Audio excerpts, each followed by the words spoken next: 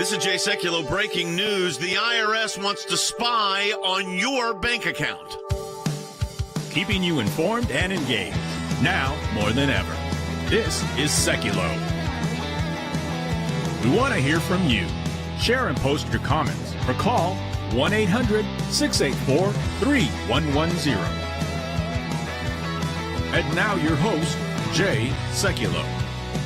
Okay, just when you thought it couldn't get any more crazy. And then we're talking about the IRS. So, talking about weaponizing the IRS. Our friend Mike Pompeo is going to be with us later, by the way, said that Joe Biden wants to weaponize the IRS in order to spy on your bank account. Well, you remember, I was involved in that hearing just, was that about 2 weeks ago, I guess, that we had that hearing on Capitol Hill with House Ways and Means Committee on this issue of, any transactions in your account that equate to $600, the IRS can get information from your bank as to exactly what it was. Now, that sounds totally absurd because it is.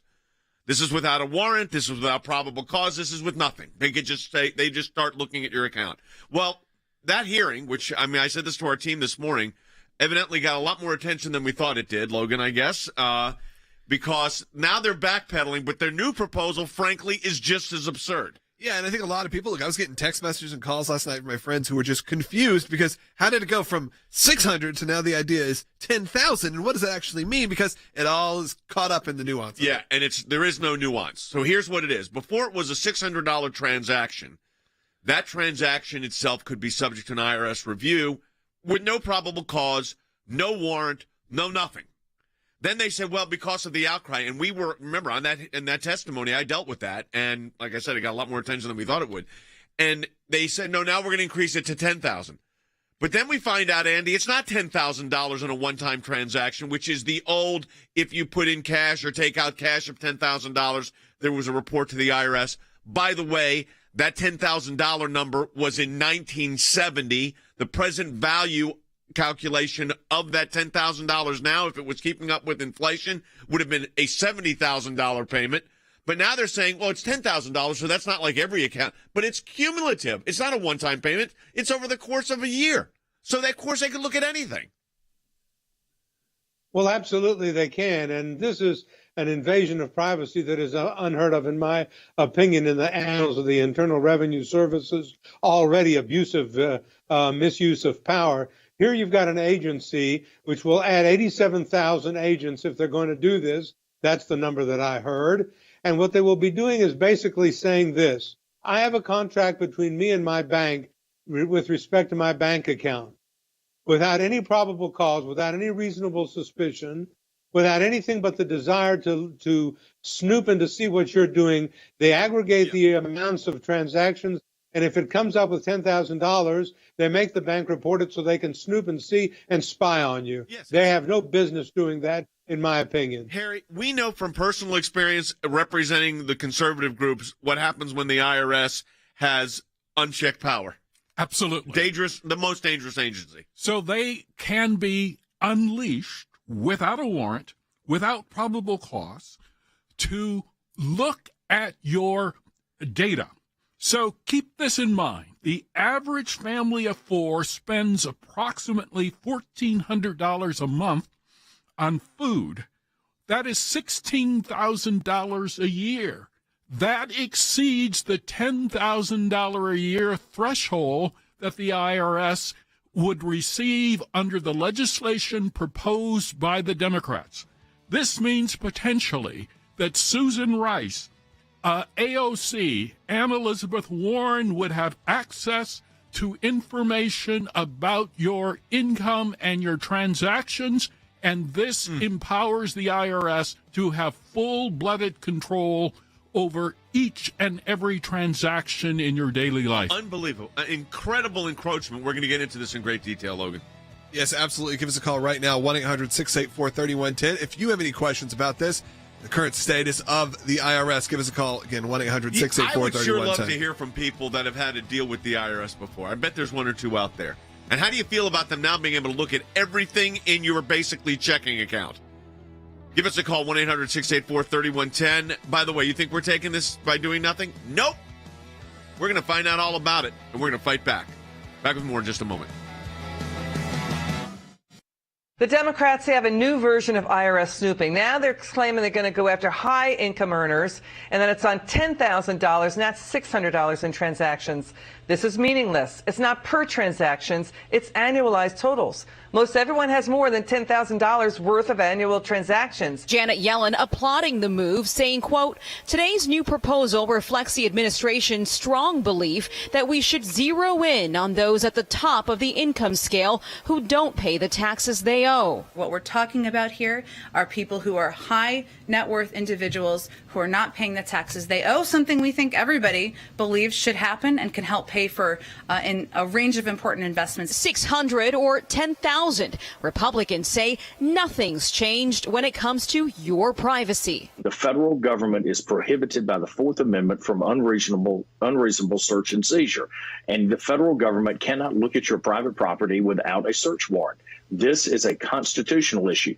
It does not matter if the amount is $1, $600, or $10,000. Americans do not want the IRS snooping into their bank accounts. What's scary is what happened during the Obama administration when the IRS was targeting the Tea Party. This is back to that same approach once again. The IRS should never be used as a tool against American citizens. Do you folks really want to live in a state where the government knows every one of the intimate details of your life, including finances? If you do, I hear China's beautiful this time of year. We have to be very careful when that number goes up. It sounds like a big change, but the truth is every single working American will still be captured and their financial information would be transferred to the IRS. So that is not a concession because Republicans aren't even allowed to be a part of the negotiations.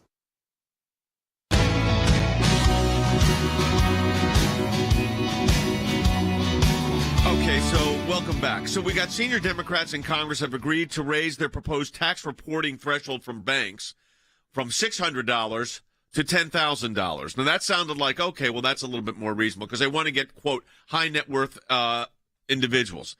Problem is it's not $10,000 one-time transaction, which everybody's confusing that with the cash requirement that everyone, if you pull out $10,000 worth of cash in 1970, by the way, there would a report was then generated to the IRS, which would be $70,000 in today's value. So it's a completely different scenario. Here it's $10,000. People say, oh, $10,000. First of all, I don't think the IRS should have unfettered access to your account for any amount of money, not $10 without probable cause. It's your money in a bank. I mean, let's think about this for a moment. Why are we giving the IRS this authority? And the $10,000 isn't $10,000 transactional. It's $10,000 over the course of the year. And Harry, as you just said, you're talking about basically grocery money. Absolutely. So consider this. Janet Yellen has gotten rich, and her net worth now exceeds $20 million. How did she make her wealth? She cashed in after working for the Federal Reserve, and her net worth, as I indicated earlier, is worth more than $20 million.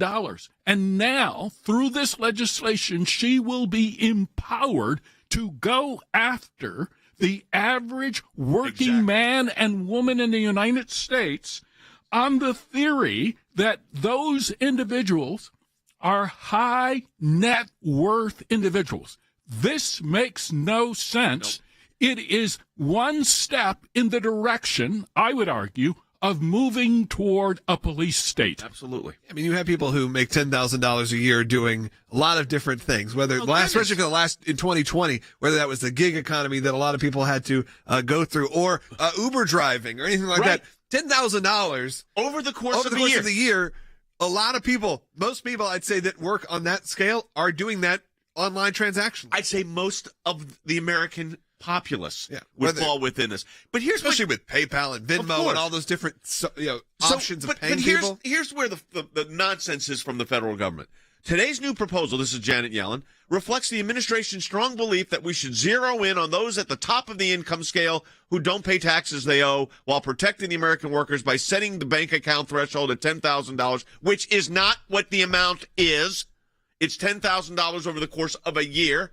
It could be $800 a month to your rent, to your, so many different, I mean, I can think of 100 things, and providing an exemption for wage earners like teachers and firefighters. Now, Andy, I mean, they may think we're crazy here, and she's applauding this, but if you were going after the rich with loopholes, first of all, $10,000 wouldn't be the number over the course of a year. No, it would not. I still fail to see how this measure, the $10,000 aggregate in the course of the year snooped by the IRS, I still fail to see and to appreciate how that is going to catch tax evaders. I don't see how that's going to happen. Someone needs to explain that to me because I don't understand that. I understand what happened with the cash transaction reports that you mentioned that went into effect 50 years ago. They didn't want drug dealers putting over $10,000 in cash in bank accounts and laundering the money. And when a bank saw you come in with $10,000 in cash that you were stupid enough to put into a bank account in order to launder it, then they made a CTR report about that. I understand that, but that's not what this is. And don't be fooled by thinking that that's what, oh, okay, now we're going to go back to that. That's not what this is. This is, as Harry Hutchison correctly pointed out, and Harry is always very just nuts and bolts, if you spend $1,400 a month on groceries, over a 12-month period of time, you're going to fall into the IRS net, and you're going to be part of the IRS's militant military analysis of you. That is ridiculous, and I still don't see how that catches tax evaders. No, I don't either. I mean, I think that's where this is just to get the government into your personal checking account. I'm not even talking about your savings account. They're going to be in your checking account. This is what's so absurd about what they're doing. We know what happens when the IRS gets unchecked power. It's not good. So, of course, the banks are, I'm glad they're objecting, and they've got a strong lobby, so maybe they can get it over the goal line here. But I will tell you, this proposal, and they think by moving it from $600 to $10,600 one-time transaction, $10,000 over the course of a year, changes nothing. They think the American people are this far behind the eight ball on this? We're not. All right, let's take some phone calls. And if you want to call in, 1-800-684-3110. Joe is calling from Colorado on line 2. You're on the air, Joe. Hey, Joe. Hey, Jay, how are you? It's Great. Good to see you guys. I had a confrontation with the IRS about 10 years ago, right after the collapse of the financial markets, and lost my business and kind of battled through everything. And if people understood what this means, I don't think that they would have any idea to support it. Unfortunately, what I hear more times than not is, well, I've got nothing to hide. And what I learned quickly was that it doesn't matter what you have to hide or don't hide. They're going to take that data and they're going to twist it to tell whatever story they want to. And the IRS came after me in that moment. And 10 years ago, all of a sudden they showed up on my doorstep because I had faith convictions in my business. And they said that if I had faith, then I was a fraud. And if I believed in God, then that was fraudulent. And well, they put that. Don't feel so bad, Joe. They put that in writing to tax-exempt organizations now. They don't just say it; they actually put it in writing. As unbelievable as that is, how did yours end up? As soon as all the stuff got kind of brought to light back in 2011, 12. Well, that was exactly when it came to light that they were pursuing everybody. Yeah, so you got caught up in because we represent, I think, it was 42 organizations, and I think we had 42 clients, but there were tens of thousands of groups that got caught up, and it sounds like you were one of them. And they were not just saying those kind of things like, oh, your faith in God or you believe in the Bible. They were actually putting this in writing. They still are. As soon as the Biden administration got into office, they did this. We just had a hearing on this. I did in the other studio the other day, which also had this thing about them IRS monitoring your checking accounts. And so what happened to Joe, you wish you could say it was an anomaly. I'm handling one right now. I can't get into the details, and it's on a state level. But it's ridiculous. And now with the IRS, Andy, they say you cannot email them. You have to send your responses in by fax. Let's go to 1982. I remember we got our first fax machine at Rhodes Haverty Building. Yeah, the Rhodes Haverty Building in Atlanta. Good luck on finding, by the way, a fax machine today in order to communicate with the IRS because they won't talk to you any other way. But what has happened is now that you've got thousands and thousands of IRS revenue agents working from their home, and as we pointed out in our meeting before radio today, that means their children can look at your computer, your finances by means of accessing their mother or their father's computer and find out exactly what you're doing. That's real secure. Yeah, well, here's the thing. I mean, we got into at the hearing. that we had at House Ways and Means, we got into the $600 threshold and what it means. I want to go back, so a little flashback here. This is how long? A couple of weeks ago. This was 2 weeks ago. Right, yeah. Was it how long ago was it, Will? 2 weeks ago. We're in the radio studio now. If you're watching us on our social media platforms, we're in our main radio studio. Next door is, what do we call that studio now? Studio B, really. yeah, I guess. But and we did this it was a hearing by Zoom. Obviously, that's how they did the hearing. So we were in our setting there. I literally was in that studio. They were playing it. You were getting excerpts of it here, and then when I was done, I walked from that studio to this studio to tell you about it. But here's what was it. Let's go back and take a listen, quick. Just think of all the ways that you could catch Americans or frame Americans in many cases that would be available for $600 expenses. Yeah, suspicious activity reports have become an industry unto themselves for the banks. Of course, the banks are regulated heavily, so they're scared to death anyways. But if they drop the $10,000 threshold amount to $600, every single American could be subject to this kind of monitoring with a complete lack of probable cause. It's not, in other words, this isn't a grand jury subpoena. This is just a regulatory matter. Yeah, there's no probable cause. There's no warrant. There's no nothing. I mean, it's just the IRS gets to and first of all, the banks don't want to do this because the paperwork involved in this would be outrageous. But the violations here, Harry, of civil liberties in and of itself is an outrage. If this passes. And if it does pass, by the way, and is signed into law, if it does, we're challenging it because there is no due process here. And you're absolutely right. And so we have a friend who has a successful YouTube account. I mean, he's not wealthy, but he makes $50,000 to, let's say, $70,000 a year from this YouTube account. But he's also a conservative and a person of faith. And so I think at the end of the day, the IRS would then have the authority to go after each and every transaction he makes and then assess whether or not it's beneficial from the perspective of whom? The perspective of globalist elites who want to control each and every aspect of our lives. Yep. This, I think, is the first step in that direction. So, Logan, you mentioned the phrase gig economy. When we come back from the break, because that's coming up in the conversation. We need to talk about where this low is coming transaction, from. But probably high amount of transactions, but low cost transactions to a lot of people. So, yeah, we can talk about that coming up and what it's been like the last couple of years for these people to deal with it. Now having the flip-flopping of not understanding, I think, is going to be the big thing here. People who don't understand how it went from $600 to $10,000, but really doesn't mean $10,000. That's the discussion. It could mean $50. That's the discussion that people really need clarification. If you want to call in, 1-800-684-3110, or put your comments in on Facebook and YouTube, we'll get to some of those as well. The IRS is gearing up to go after people it believes are cheating on their taxes. That means it may be paying a lot of attention or more attention to what you're doing. You don't become a millionaire or billionaire in $600 or $10,000 transactions.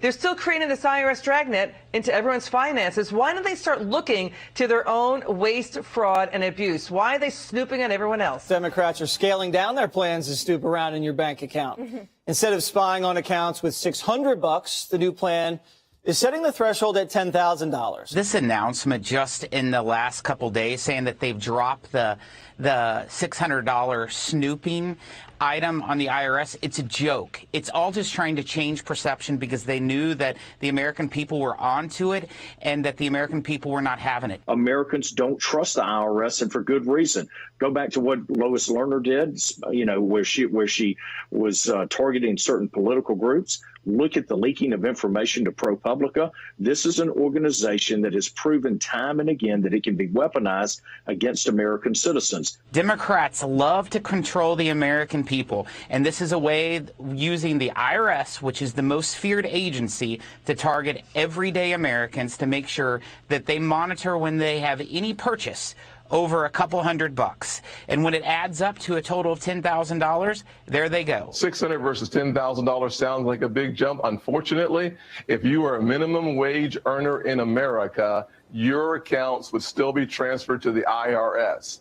In other words, if you have an $800 a monthly payment for your rent, you have a $400 for food for the entire year, $10,000, you are now going to be audited potentially and certainly investigated your accounts by the IRS. This is far left bullying. You're guilty until proven innocent before the IRS.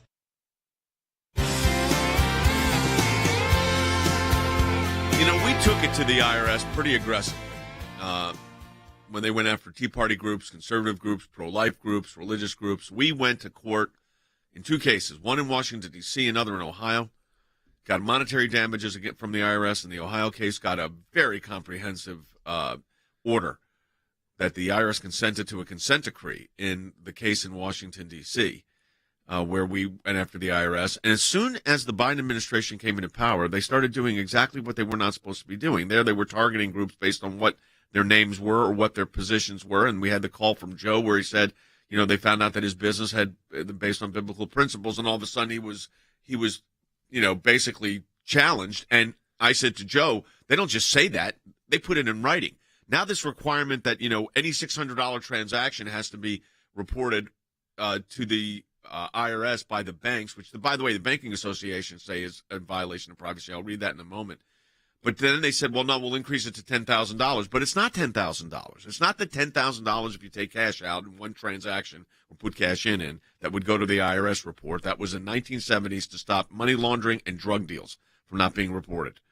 Okay, that $10,000 would be $70,000 today, actually, if they actually kept the laws current, which they don't, of course, when it comes to the IRS. The IRS also, most of the agents, my understanding is, now I don't know if this is still true today, but it was weeks ago, they're not even operating from their offices, so your tax information is on their computer at home. Or you're faxing it to them. Is there somebody there to receive it? I guess so. I was told the other day by a friend of mine who's a tax lawyer that the IRS told them, I'm sorry, we have no one to open up the materials. So now the IRS wants to say any transactions cumulatively over a year that equal $10,000 we have to report. The American Banking Association CEO said even with the modifications announced today, remember it was 600, now they said 10,000 cumulative. This proposal goes too far by forcing financial institutions to share with the IRS private financial data from millions of customers not suspected of cheating on their taxes, which is the whole point of what this is supposed to be about. Now, Than, it's in Congress right now. What is the status of this legislation?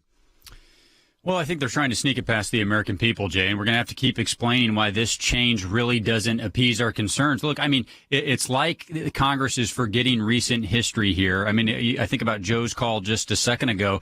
Jay, they came after a lot of people who had nothing to hide, and it had a lot of impact, and one of those impact was a chilling of speech. I think just a fear that you're going to be targeted by the IRS would change your activity. The status right now, Jay, Speaker Pelosi has said she wants to consider this bill by October 31st. Now, I will tell you that's about the fourth time that she set a deadline for consideration of this, so it may not happen by then. But I'll tell you, Jay, this isn't the only mechanism by which they're trying to get the IRS back involved in the lives of everyday Americans. Remember, they're also trying to repeal the lowest learner rule, which was a victory we won after those cases you were talking about that said the IRS cannot discriminate. So going back to Joe's call, they might have access to his banking account, and guess what? If they get their way on both of these provisions, they might be able to access his bank account specifically because of his views. Well, Miles Terry, from our senior lawyer, one of our senior lawyers here, said this in a meeting this morning, and he's absolutely right.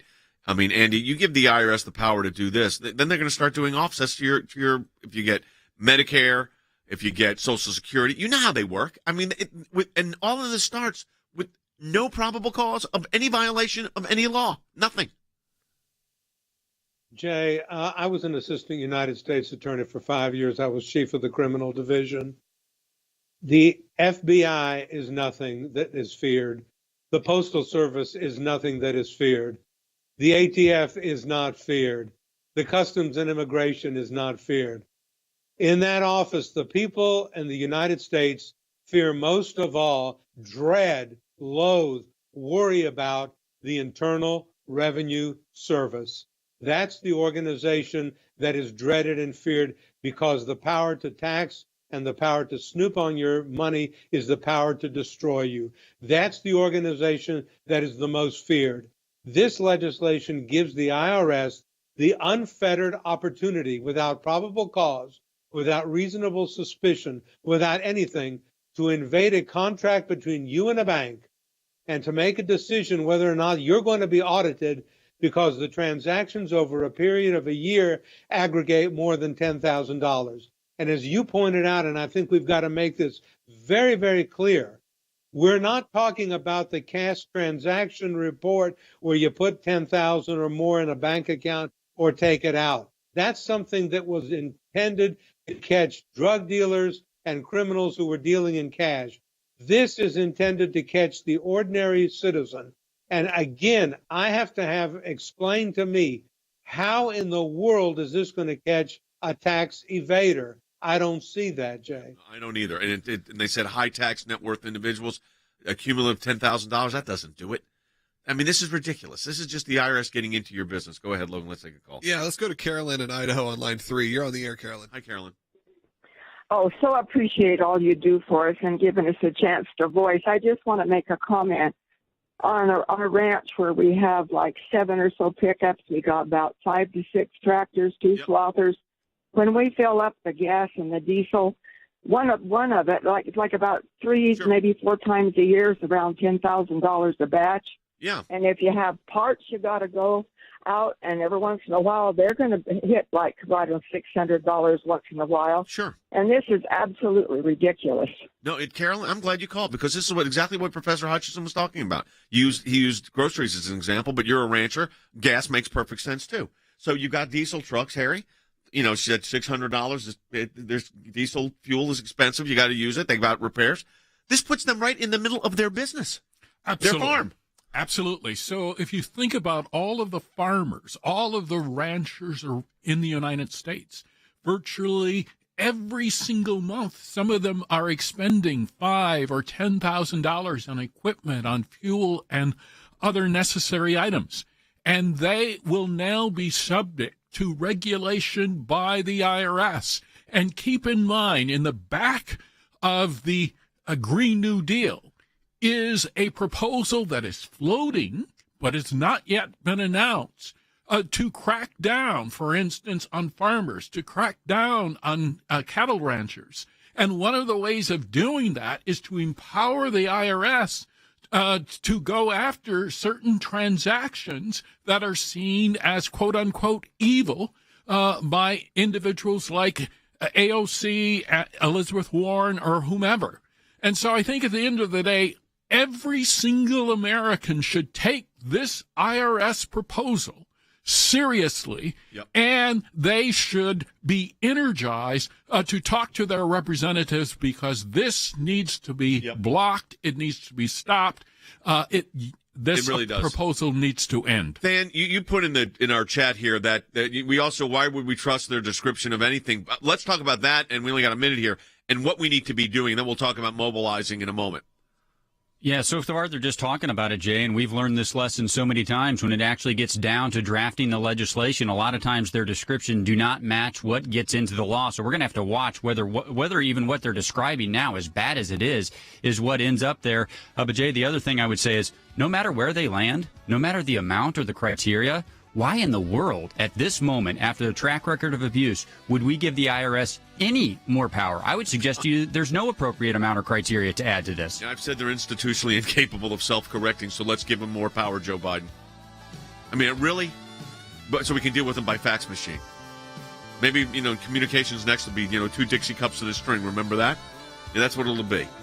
All right, we got a lot more ahead. Mike Pompeo is joining us. He's got a little tweet out on Joe Biden wanting to weaponize the IRS. We're going to get into that with Mike when we come back. Yeah, and a few lines are still open. 1-800-684-3110, taking all your calls. We got another half hour coming up. If you don't get it on your local radio station, find us broadcasting live on social media and on ACLJ.org.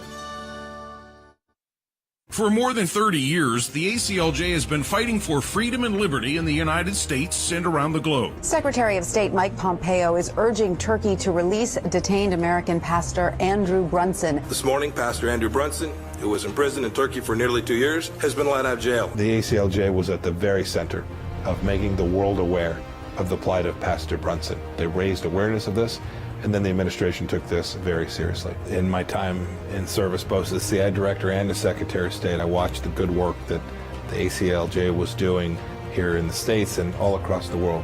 Well, I'm very happy to announce that former Secretary of State Mike Pompeo is now a senior counsel for global affairs for the American Center for Law and Justice.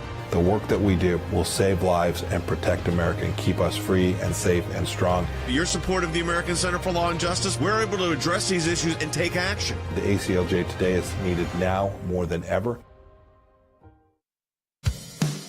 Keeping you informed and engaged, now more than ever. This is Sekulow. And now your host, Jay Sekulow. All right, so you remember about 2 weeks ago we had a hearing, maybe 3, that the IRS was saying any transaction over $600, the IRS was going to get a report from your bank so they could look at what you're spending your money on. There was a little, I didn't know if it was going to get much attention or not. We had this hearing. It got a lot of attention. And then we talked about it on air, and it got even more attention. And other people started talking about it. We said it's unconstitutional. There's no probable cause, no warrant. Well, they said, okay, we're not going to do $600. We're going to do $10,000. Well, it's not really $10,000. It's $10,000 over the course of a year, which is basically $800 instead of $600. You realize that? I mean, when you do the math, okay, they've changed nothing. They tried to think, well, the $10,000 cash withdrawal report that the IRS gets from banks if you take out more than $10,000, which, by the way, as I said, was put in place in 1970. The value of that today, if they would have modified the law, which of course they don't, would have been $70,000. We are weaponizing the IRS. We're giving them unfettered control. They have no probable cause. You haven't committed a crime, but they're just going to look at what you're spending your money on, including the rancher that just called us or the guy that had a business that was a faith-based business. And we know they don't only show hostility to this. They put that hostility in writing. That's how they deal with this. So we're taking your calls and comments on this. Mike Pompeo is going to be joining us on it. He's just sent out a tweet that said Joe Biden wants to weaponize the IRS in order to spy on your bank account. But by the way, that's the absolute truth. But you know, when you go spy on somebody, you usually have to get a warrant. Right, Andy? A little probable cause if you're going to get a FISA warrant. Or a domestic spy warrant. You used to have to get probable cause to get a FISA warrant, but apparently under the Obama administration, you didn't have to do that anymore. You can just go in and make statements, and you don't have to have probable cause. But in the days that I worked for the government, you had to have probable cause in order for the government to look into your affairs. This IRS measure that is being now floated and that we need to really suppress would give the IRS the unfettered discretion to look into your everyday life in your bank accounts and see what you're doing so that they can then just check up on you. This is unconstitutional at its base. You're right. All right, let's go ahead and jump to the calls real quick. Let's go to Adela in Tennessee on line 4. You're on the air, Adela. Hi, can you hear me okay? Yes, Great. Go ahead. Calling from Tennessee. My quick question is, one, they shouldn't be doing it, whether it's $6, $600, right. $10,000, $10 million, whatever. But if they are going to do it, and we know that they're tricksters and they're going to push through, then we have to add to this clause, or whatever you want to call it, that we, as American citizens, get to see the bank balances of all these unelected bureaucrats, as well as members of Congress and their staff, as well as members of this administration and their staff. Because if they're going to be looking at our accounts, then why don't we get to look at theirs? You know, and of course there'll be all the, it's like Congress, they get exempt from everything, right? I mean, you're exactly right, Adela, by the way. They get they pass a law, they're not qualified. They pass a health care, you've got a mandatory Obamacare, except for Congress. Absolutely. So I think Adela is absolutely correct that we should be able to see every single transaction that Elizabeth Warren, who lives in a house that's worth at least $2 million, makes every single year.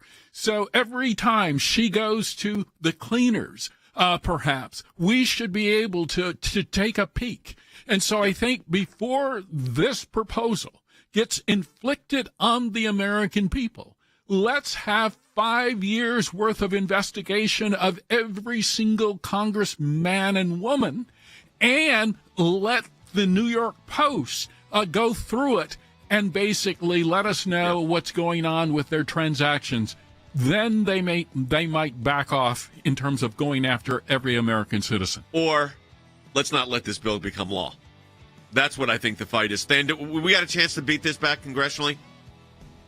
100%, Jay, but the American people have to say they're not going to stand for this. Okay, I want to tell our team right now, here's an announcement. I want to petition up on this. I want to bombard Capitol Hill with this information. I want to make sure we've got legal briefs ready to go to challenge this, Andy. We got to get on this. We're on it. You could rest assured. We're not going to let this bill become law. We're going to fight back. This is IRS abuse at best. Could be much worse. All right, we'll be back. Phone lines are jammed right now. They may open up at 1-800-684-3110. Also, Mike Pompeo joining us coming up. We'll be right back. Because of the support of every member of the ACLJ, one of the practice areas that we've been able to develop is Freedom of Information Act requests, or FOIA requests. It's thousands of pages of paper, and in those thousands of pages of paper, you usually find a nugget. The goal here is to gather the puzzle pieces. Sometimes you don't know which ones will be important until they become important. Government agencies acting out of control. We have exposed that in our FOIA litigation, and we do that every day that we bring these cases. It is your statutory right as an American citizen to have access to documents that reveal how the government is functioning, how your government is functioning. Do you remember the Iran deal? There was a video about what took place on that deal, and it was edited. And the edit took out the key part of what was going on. State Department, White House, editing videos to keep it from the American public. How do we know? Because our FOIA litigation got that document. We took it to the IRS. No one ever does that. And because of it, it's a very weak government agency that used to be the scary government agency. What the IRS was doing was violating the Constitution and statutory law. Because of the litigation we engaged in, it's a different agency. They can't do what they were doing before. They've been hiding behind in the shadows. These FOIAs bring them to light. And all of this information came because we went to court to get the information. Many times when we make these requests, the requests actually end up in court as the bureaucracy fights back to withhold the information. But that's okay because the law is on our side. We are entitled to the information that is in these requests that we have made. We've got the declassified list of Obama administration officials who started asking to unmask. How was our government operating? What were they driving at? What was their agenda? What was their motive? The picture that it paints is one of terrific abuse. Those of you that support the ACLJ, this is what it's all about at the end of the day. Think we haven't been on this, folks? We've been on it.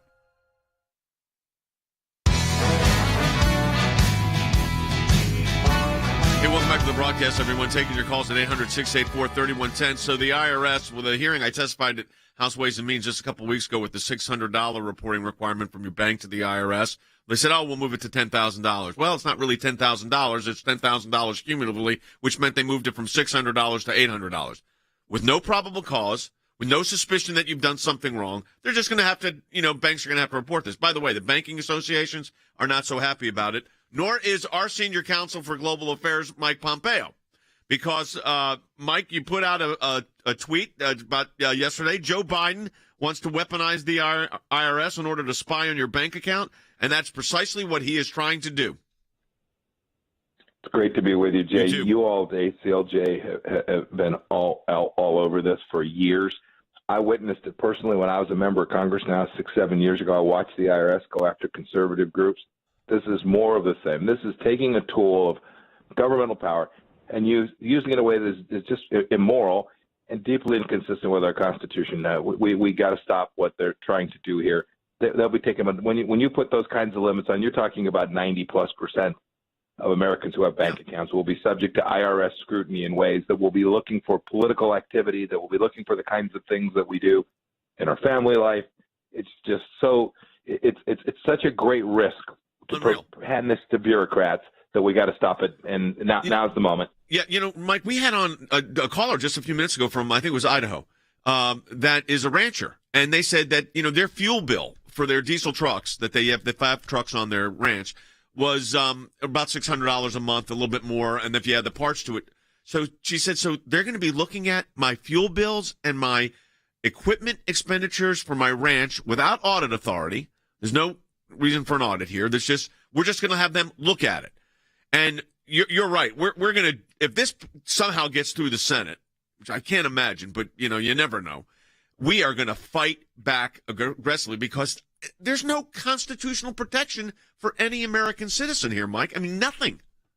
It's what you said in your opening comments.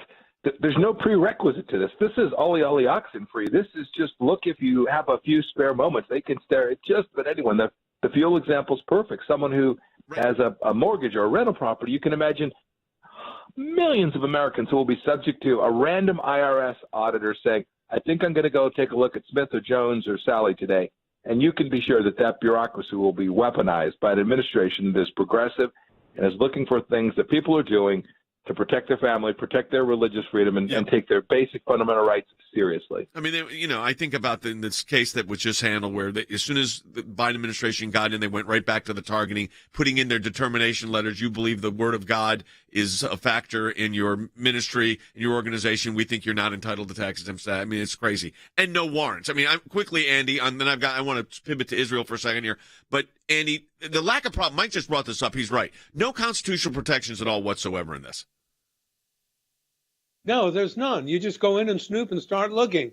Look, the Constitution of the United States says that the people of the United States shall be free from unreasonable searches and seizures, and that the only time the government can stick their nose in our business is if there's probable cause to believe that criminal activity is afoot, and they go to a magistrate or a judicial officer and get a warrant. Okay, that's what the Constitution says. The Constitution has said that since 1789. Now, where in the world are we going here? We're giving the Internal Revenue Service, the scariest agency of the federal government, unfettered authority to aggregate everything you do in a year to $10,000 and then look at your lifestyle, look where you donate, look where you give your money. No. That's not right. No, we're not. We're gonna fight back on this. All right, Mike, you just came back from Israel, of course, as Secretary of State. You did what a tremendous job. And I just want to say that again. Thank you for all of us for the unbelievable changes that we saw in the Middle East. I was there for the moving of the opening of the embassy in Jerusalem. You just got back. You got a great piece up at ACLJ.org called Unwavering American Support for Israel is Key to the Middle East Peace. You just got back, and a lot's changed since the last year with the new administration. What's your sense of how the Israelis are feeling about the relationship right now?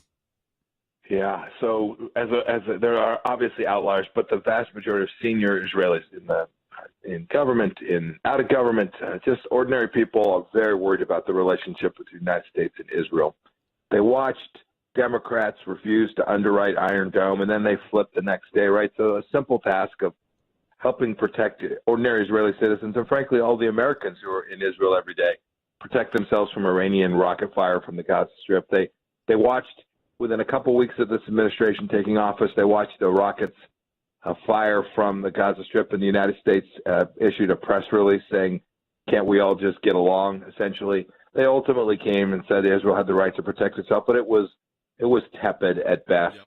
They're very worried about this. And now they watched a special envoy, Rob Malley, sitting in Vienna talking about, well, maybe we just have to live with an Iranian leader, Ibrahim Raisi, a butcher. Maybe we just have to live with them having a nuclear weapon, and they grow concerned, and they recognize that they may well have to address these issues in a way that doesn't have the full-throated support of the United States. That's just dangerous for the region and for the world. It really is, and I know that the current finance minister, Avigdor Lieberman, Yvette is what they call him there, Lieberman has been concerned about Iran. He's been concerned about Iran since 2013. I remember having conversations with him about that. The Iranian threat, as you just mentioned, the kind of the acquiescence that the current administration is saying, basically, well, they're going to probably get nuclear weapons and we're going to have to live with it. The truth of the matter is Israel cannot live with it. No, Jay, Israel can't live with it. And it's not just the ability to use it, the risk that they'll actually use a nuclear weapon. It's the coercive power that comes alongside of that. And the Emiratis, the Saudis, the Bahrainis, the Egyptians, all of them would live under the threat of an Iranian regime that would say, if you don't do what we would like you to do, then we're going to use this tool. No, it'll be unacceptable. The Israelis will be forced to take action, as they have done so many times before, to defend their right, the Jewish homeland. And they'll have the right to do that. They'll have the ability to effectuate it, I believe. But in the end, if they had American support, we could protect them from having to make those very difficult decisions and risk a real big conflict in the Middle East. America's relationship with Israel and the Abraham Accords combined isolated Iran and made the world more peaceful and more prosperous. There's no doubt about that. Yeah, and you're absolutely right, and I really appreciate your efforts on that, and I was thrilled with that. I was there when the Golan Heights Declaration was signed by President Trump, and it was an unbelievable day. Let me say this to our video team. If you could find the statement from John Kerry, where he talked about Israel had to make a choice. They can't be both a Jewish state and a democratic state. I want to play that for our audience in a moment here. Will let me know when we have it. But, you just we're over there, and I go there a lot. We have an office in Jerusalem. And the fact of the matter is, this is the most democratic state in the region. It's the only place where you could practice religion freely. It's a civil society, liberal in the proper sense. It's the freedoms that are not recognized in most of the other neighbors, even though the neighbors are getting better. And I will say the neighbors are getting better as far on these issues. But people don't understand that Israel, the little land of Israel, is really the shining beacon of democracy. Oh, there's no doubt about that. It has been since 1948. When I traveled this last trip, I had the chance to go visit Shiloh, famous biblical site, the site of the first temple. It reminds you of the power of the tribes and the Jewish people and the great things that they have done for that region for an awfully long time, long predating the state of Israel in the late 1940s. They still are a pillar of democracy and peace, of religious freedom. They're the model that we can only hope expands in the region. Let me play this bite from another Secretary of State, John Kerry, because I think this one sums up the drastic differences and why we've got to really keep our eye on the situation in the Middle East. But here is a fundamental reality. If the choice is one state, Israel can either be Jewish or democratic. It cannot be both. And it won't ever really be at peace. You know, this idea that you can't be a Jewish state and a democratic state is ridiculous. I mean, I find it personally, actually, Mike, offensive. Yeah, it's offensive. It's anti-Semitic. It's so deeply troubling. This is the model that Secretary Kerry traveled the world carrying with him each place that he went.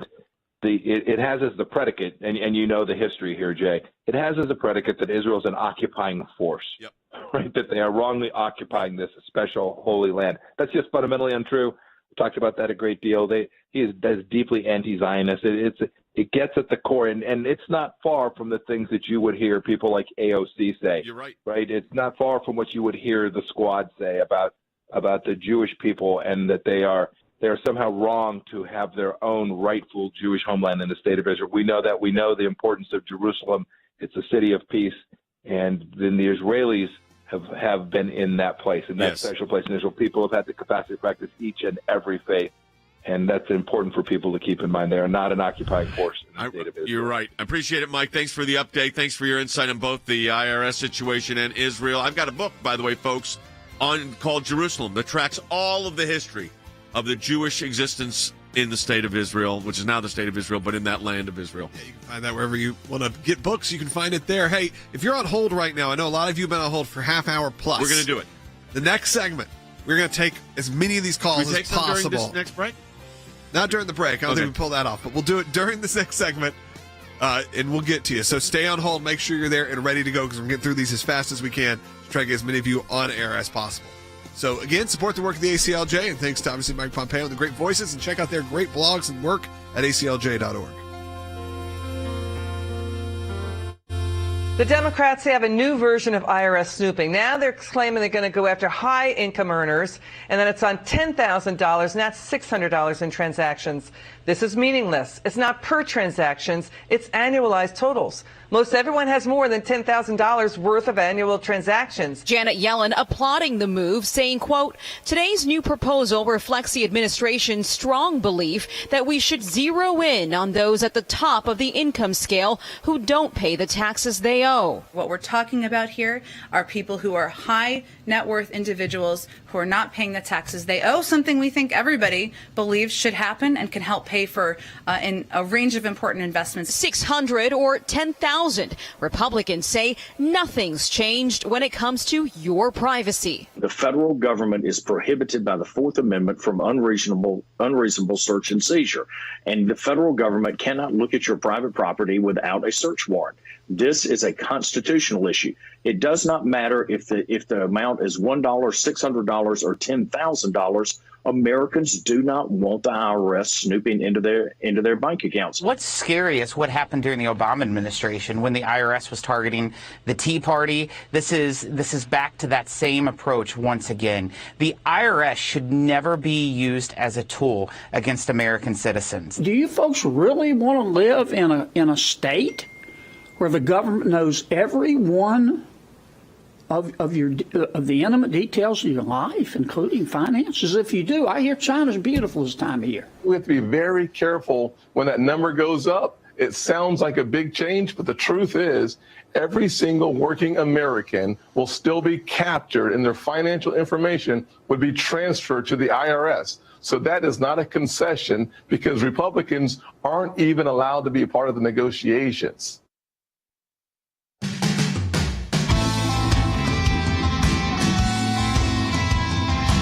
Welcome back to Sekulow. We're going to take as many calls as we can in this final segment of the show for the today. Oh, go ahead. I've got to find. This is just. Then we'll take the calls. We're going to get right to the calls. So, a good friend of ours, Ted Groves, a great lawyer, sends me a text during the break. Here's a listing of job openings, Andy, Harry, and everybody that the IRS has right now.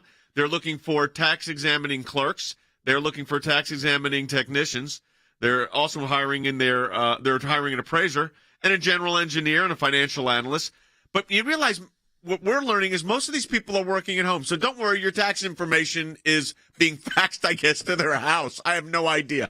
I mean, I have no idea if that's correct, but they want everything by fax. But it just tells you how absurd this whole thing is. And by the way, for them to you were saying it's $600 or $10,000, it's $1 because they have to look at your account to make the determination if you reach the $10,000 over the course of a year expenditure. So, of course, they're in your account. This has to not become law. All right, let's get to the phone calls. Let's start. We'll go in the order if they came in. Let's go to Larry in Ohio. It's been a whole 40 minutes, Larry. Appreciate it. Well, we need to send him our book on Undemocratic, which is about the IRS abuse. Go ahead, Larry.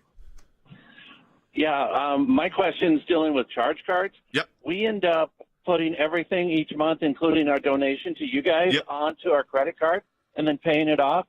So I'm doing $3,000 a month to pay off that credit card.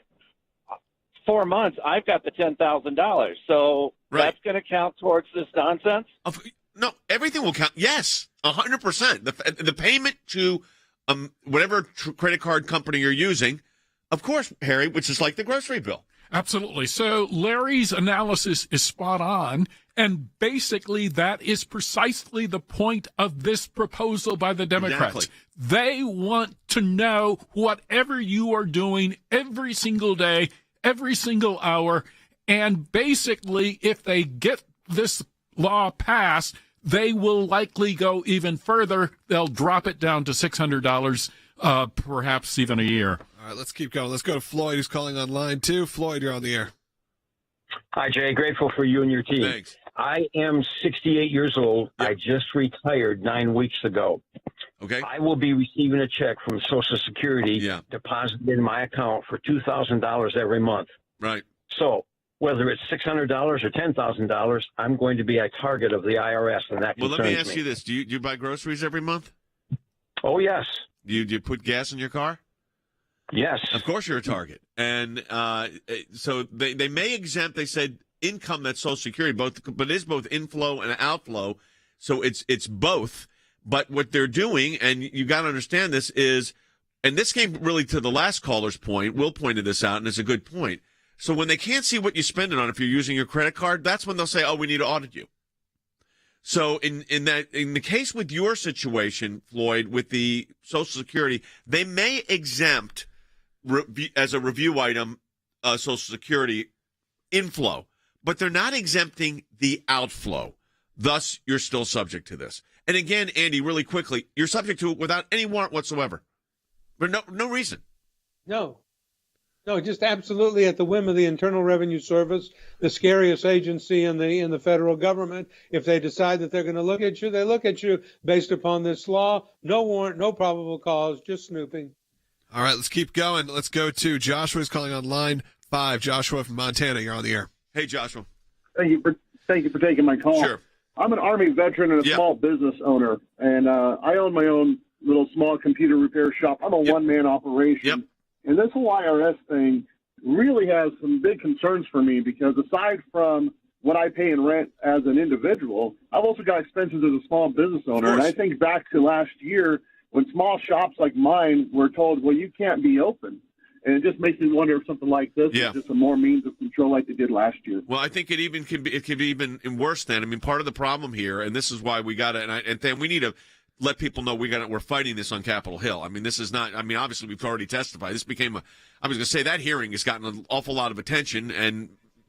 But what is the status? Because that's a great issue. You got Joshua's issue is small business, which is basically the backbone of the American economy. And they're all going to be subject to this, as most Americans will be. But what is this legislative status of this right now? Well, the legislative status is it's being negotiated behind closed doors. That's the honest truth, Jay. It's not being brought to the floor yet. They're trying to work it out between the progressives and the moderates. And just very quickly, I would add to the caller's concern, I mean, he's going to have a harder time finding employees, too, because they say income's going to be exempt. But in addition to what you said, Jay, that when you spend that income, it triggers this provision. Also, what is income? Is it just full-time jobs? Is it part-time jobs? Is it crypto transfers, Venmo transfers, PayPal transfers? Logan talked about the gig economy. Jay, where is the line going to be? And we don't know that yet. Yeah, we definitely don't know. And I think a lot of people are concerned about that. Let's go to Ruth, who's calling in Pennsylvania on line 6. Ruth, you're on the air. Yeah, I do have a question. The IRS questioned our income in 2019. Yep. Said that we weren't making enough money to pay our mortgage, even though we get tax-exempt money from the government. Yep. So they actually audited us, and we had to prove where the money was coming in because they didn't believe us.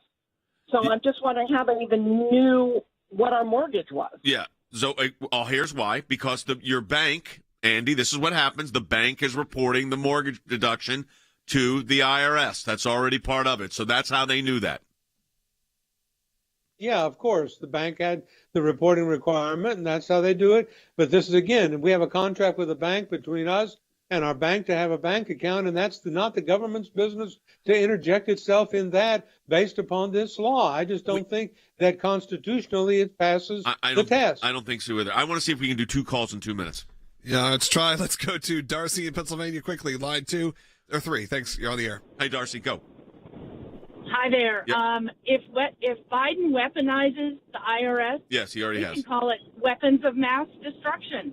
Well, it certainly could be weapons of havoc, because I will tell you that already communicating with the IRS is basically back into the 1940s. I mean, I guess they didn't have fax machines then. I'll say 1980s.